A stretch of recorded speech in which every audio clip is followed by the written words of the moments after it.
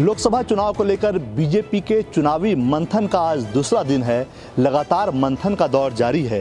नमो app से लेकर beneficiaries तक को कैसे टारगेट करना है, कैसे आम लोगों के बीच में जाना है, ये तो मुख्य मुद्दा है ही। इस पर चर्चा और प्रेजेंटेशन सब हो रहे हैं। लेकिन सबसे खास बात, कल प्रधानमंत्री भी इस बैठक में थे और उन्होंने 10% वोट बढ़ाने की जिम्मेवारी पार्टी संगठन को दी है। ये कैसे बढ़ेगा, इसका भी मंत्र प्रधानमंत्री ने दिया है।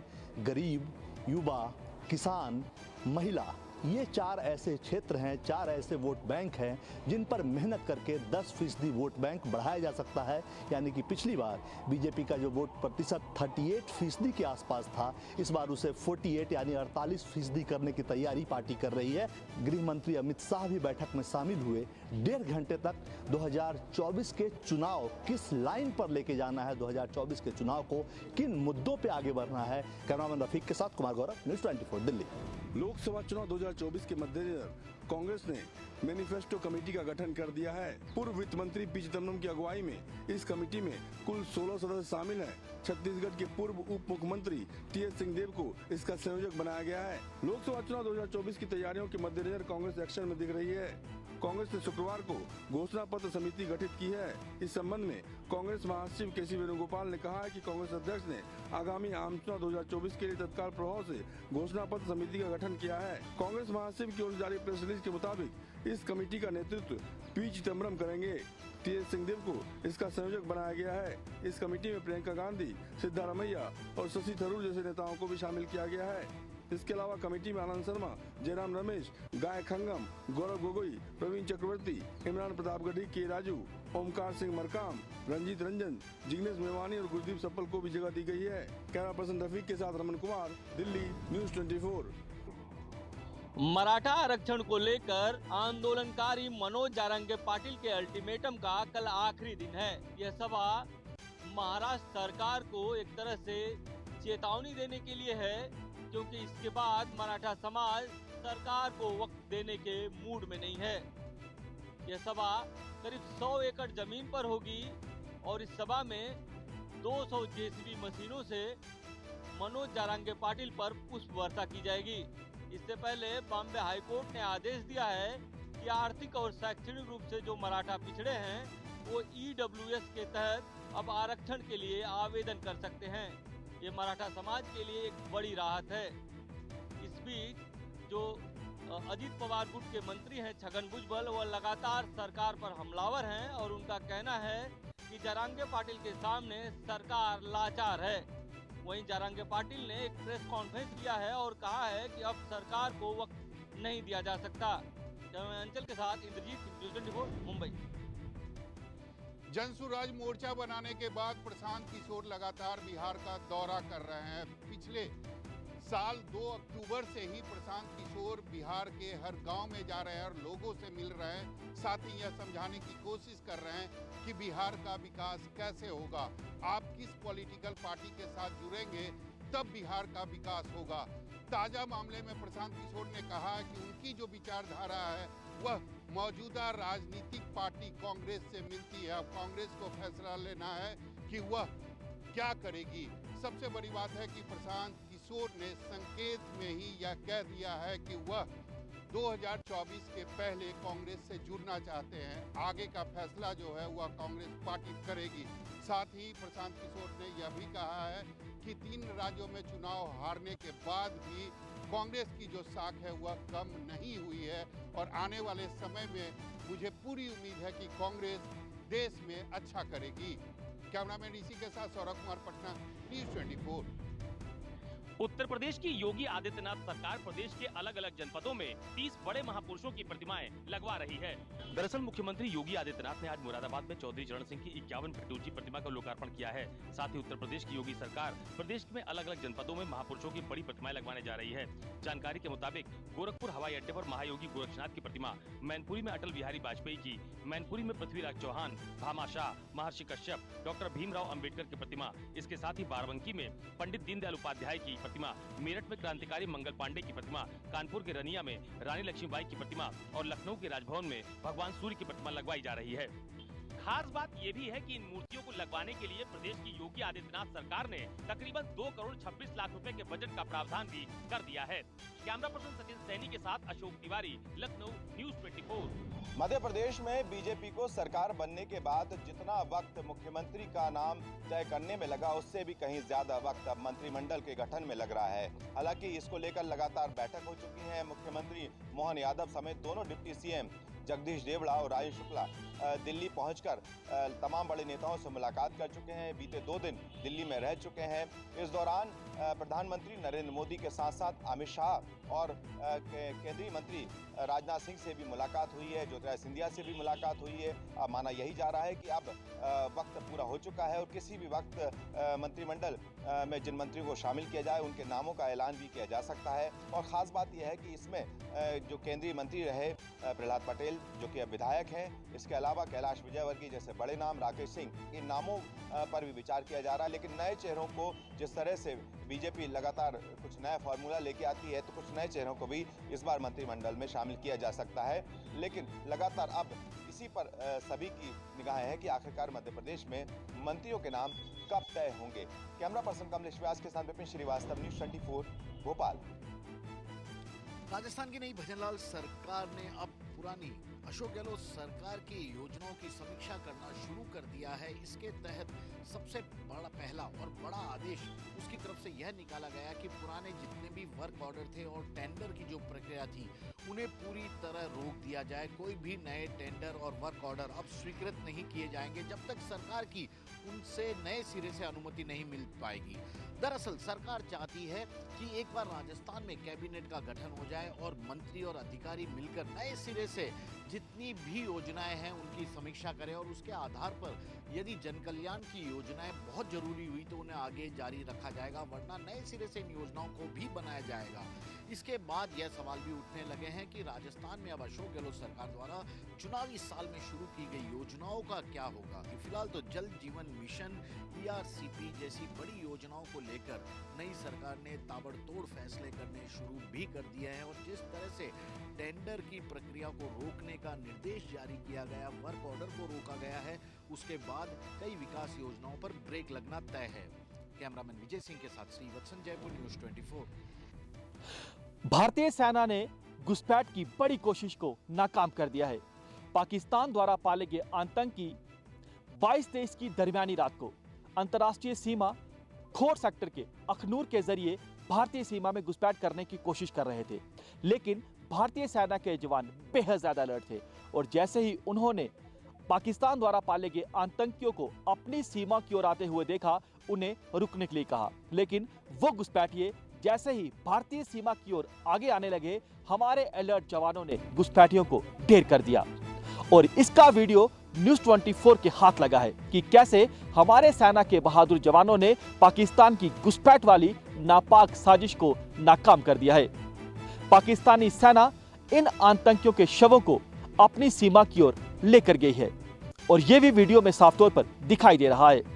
बड़ी कोशिश जो है पाकिस्तान कर रहा है घुसपैठ की, लेकिन हर कोशिश को हमारे जवान निस्ता नाबूद कर रहे हैं। कैमरामैन पवन के साथ पंकज शर्मा, न्यूज 24, पुंछ। यूपी के मुरादाबाद में मुख्यमंत्री योगी आदित्यनाथ ने चौधरी चरण सिंह की 51 फीट मूर्ति का लोकार्पण किया। दरअसल आज किसान सम्मान दिवस के मौके पर मुख्यमंत्री योगी आदित्यनाथ मुरादाबाद के बिलारी पहुंचे। यहां भारतीय जाट महासभा की ओर से 51 फीट ऊंची पूर्व प्रधानमंत्री चौधरी चरण सिंह की प्रतिमा लगाई गई है। साथ ही 5 मंजिला जाट भवन का बनवाया जा रहा है।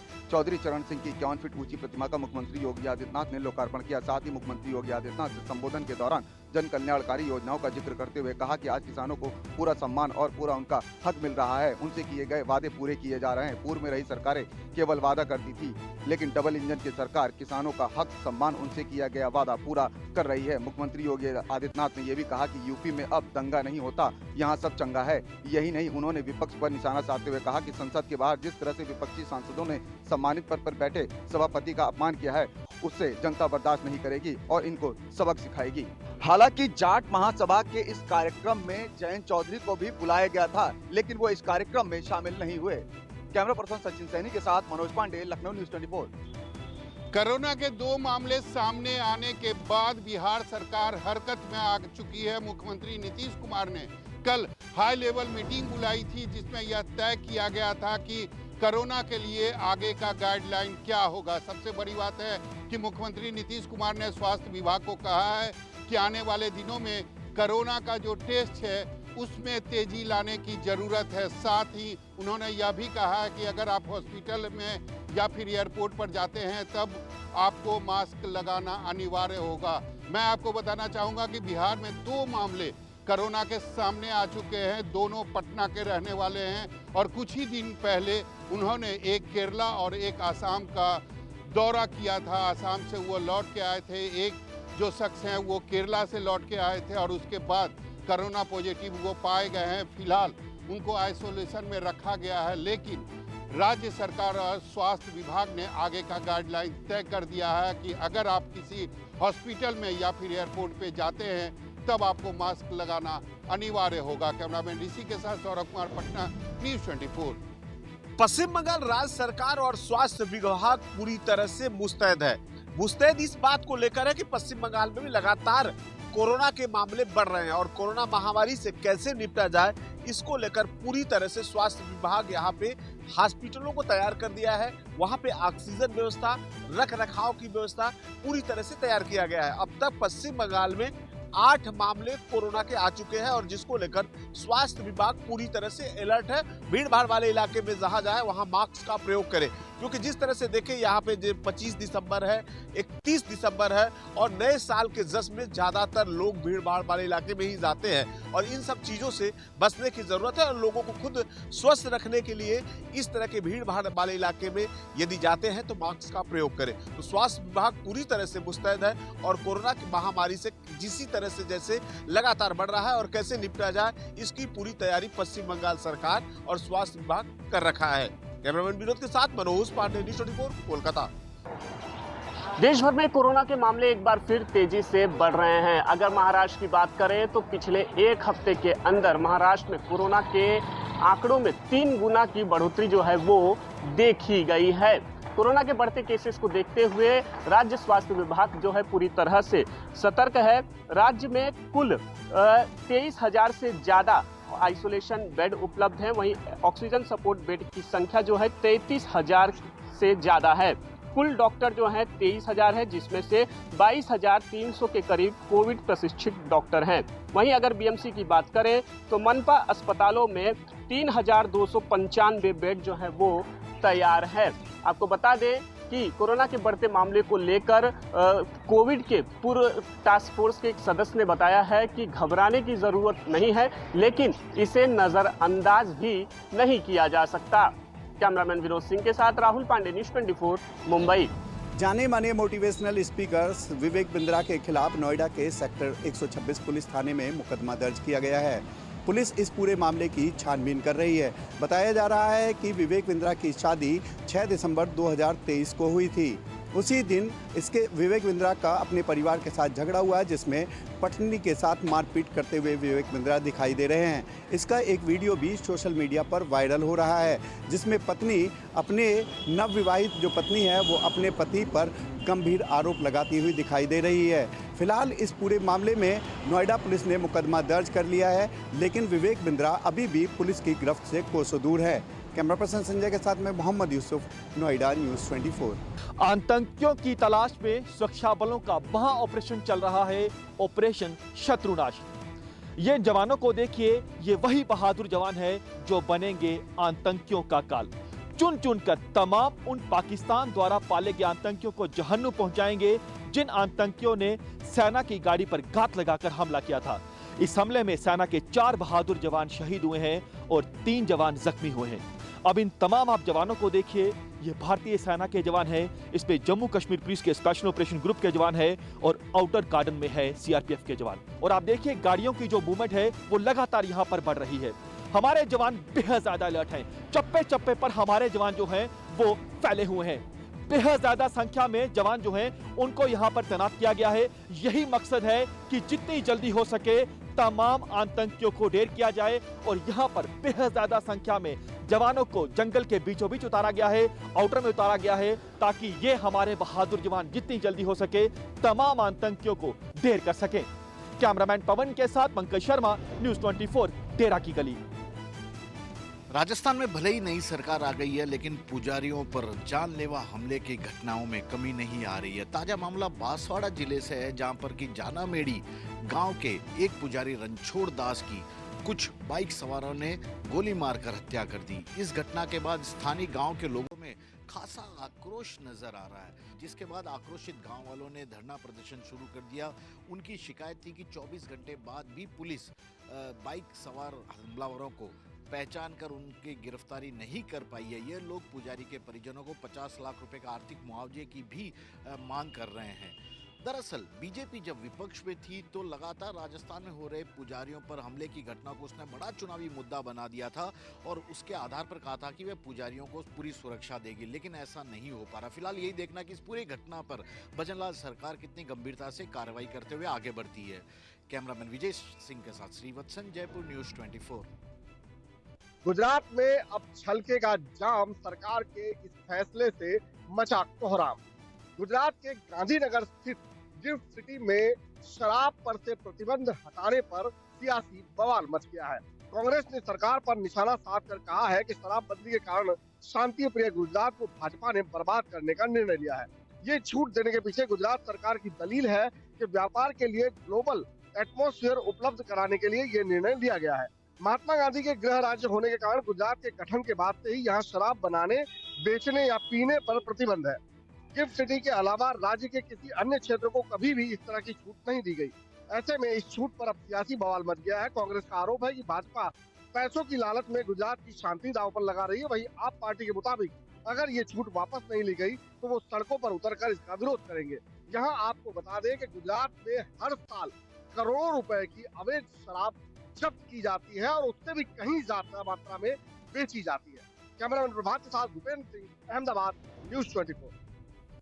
भारतीय सेना के जवान घने जंगल का इलाका हो या बारी बर्फबारी का इलाका हो, वहां पर भी कई घंटों तक एम्बुश लगाकर बैठे रहते हैं, लेटे रहते हैं। आप देखिए कि अभी भी बेहद ज्यादा संख्या में जवानों ने कैसे एम्बुश लगाया हुआ है और बेहद ज्यादा अलर्ट है। इन जवानों का ये मकसद होता है कि अगर पाकिस्तान आतंकियों को हमारी सीमा में घुसपैठ करवाने की कोशिश करता है, अगर घुसपैठिया हमारी सीमा को लांघने की कोशिश करता है, ये बहादुर जवान जो हैं चुन चुन कर तमाम आतंकियों को जहन्नुम पहुंचा देंगे। ये आप देखिए यहाँ पर जितने भी जवान हैं वो बेहद ज्यादा अलर्ट है और आप देखिए अपनी निगाहें जो हैं दुश्मन की ओर 24 घंटे गाड़े रखते हैं, क्योंकि यहाँ पर बेहद ज्यादा खतरा रहता है। सबसे ज्यादा खतरा रहता है पाकिस्तान के स्नाइपर फायर का और आतंकियों की घुसपैठ का। घुसपैठ या आतंकी जो है हमारी सीमा में दाखिल होने की कोशिश करता है, घुसपैठ करने की कोशिश करता है, तो उन तमाम आतंकियों को चुन चुन कर जहन्नुम पहुंचाया जाए। कैमरामैन पवन के साथ पंकज शर्मा, न्यूज 24, LOC, पुंछ। कश्मीर घाटी में कल से 40 दिनों के सख्त सर्दी चिलई कलान की शुरुआत हो चुकी है और चिलई कलान के लगातार दूसरे दिन भी पूरी कश्मीर घाटी में पारा 0 से नीचे माइनस में रिकॉर्ड किया गया। श्रीनगर में भी आज पारा 0 से नीचे -4 के पास रिकॉर्ड किया गया और इसी तरह से कश्मीर के अधिकतर सभी इलाकों में पारा 0 से नीचे बीती रात माइनस में रहा, जिसके चलते कश्मीर घाटी के दूर दराज इलाकों में खासतौर पर गुलमर्ग और गुलमर्ग के पास द्रंग इलाके में एक पूरा वाटरफॉल जम के बर्फ बन गया है। श्रीनगर की चर्चित डल झील में भी कई जगहों पर अंदरूनी इलाकों में झील का पानी जम के बर्फ हो गया था सुबह सवेरे और ठंड का आलम यह है कि लोगों के सारे उपाय इस ठंड का मुकाबला करने में बेकार पड़ रहे हैं। जो स्थानीय लोग हैं उन्हें बर्फबारी और कड़ाके की ठंड के दौरान आम जनजीवन में काफी ज्यादा परेशानियों का सामना करना पड़ता है। कैमरामैन जुबैर रशीद के साथ आजू साहब, श्रीनगर, न्यूज 24। सिख इतिहास के पन्नों में दिसंबर महीने के और पो माह के ये दिन काफ़ी महत्व रखते हैं और ये दिन शोक में डूबे हुए कहे जा सकते हैं, क्योंकि इन्हीं दिनों में श्री गुरु गोबिंद सिंह जी ने अपना परिवार अपनी कौम के लिए न्यौछावर कर दिया था। यही कारण है कि चमकौर साहब के गुरुद्वारा कतलगढ़ साहब में लाखों की तादाद में जो श्रद्धालु होते हैं वो नतमस्तक होकर जो बड़े साहिबजादे हैं उनको याद करते हैं और यहीं पर लाखों की तादाद में देश विदेश की रंगत आती है और ये 26 से लेकर 28 दिसंबर तक वहाँ पर मेला लगा रहता है। बेशक लोकल प्रशासन द्वारा जो प्रबंध है वो पूरे किए जाते हैं, सुरक्षा के भी प्रबंध पूरे किए जाते हैं और इसी के चलते ही एसजीपीसी अखीरले दिन गुरुद्वारा फतेहगढ़ साहब से लेकर गुरुद्वारा ज्योति स्वरूप तक एक नगर कीर्तन भी निकालती है। कैमरामैन गंभीर सिंह राणा के साथ विशाल इंग्लिश न्यूज़ 24 चंडीगढ़। नए साल के मौके पर मुंबई और महाराष्ट्र के लोगों के लिए एक अच्छी खबर है, लोग ज़्यादा देर तक नए साल का जश्न मना सकेंगे। दरअसल महाराष्ट्र सरकार ने मुंबई और राज्य में पब और बारों को सुबह 5 बजे तक खुले रहने की अनुमति दी है। ये अनुमति नए साल और क्रिसमस के मौके को देखते हुए दी गई है। राज्य के गृह विभाग की तरफ से एक परिपत्र जारी किया गया है। इस परिपत्र के अनुसार 24, 25 दिसंबर और 31 दिसंबर को शराब की दुकानें रात 1 बजे तक खुली रखी जा सकेगी। वहीं बियर बार क्लब रात 12 बजे से सुबह 5 बजे तक खुले रहेंगे। इस परिपत्र के अनुसार विभिन्न प्रकार के लाइसेंस के लिए दुकान खुले के समय सीमा अलग अलग निर्धारित की गई है। FL3 लाइसेंसधारी यानी क्लब, होटल और रेस्टोरेंट में शराब परोसने का काम रात 11:30 बजे से सुबह 5 बजे तक किया जा सकेगा। अन्य प्रकार के लाइसेंसधारी भी सुबह 5 बजे तक शराब परोस सकेंगे। वहीं पुलिस आयुक्तालय परिक्षेत्र को छोड़कर अन्य इलाकों में भी बार और क्लब को सुबह 5 बजे तक शुरू रहने की अनुमति दी गई है। नए साल के मौके पर लोग जमकर शराब पीते हैं, इससे राज्य को राजस्व की प्राप्ति भी काफी अधिक होगी। वहीं पुलिस के जिम्मे भी लॉ एंड ऑर्डर का जिम्मा होगा। कैमरा पर्सन संजय यादव के साथ अंकुश जायसवाल, न्यूज़ 24 मुंबई।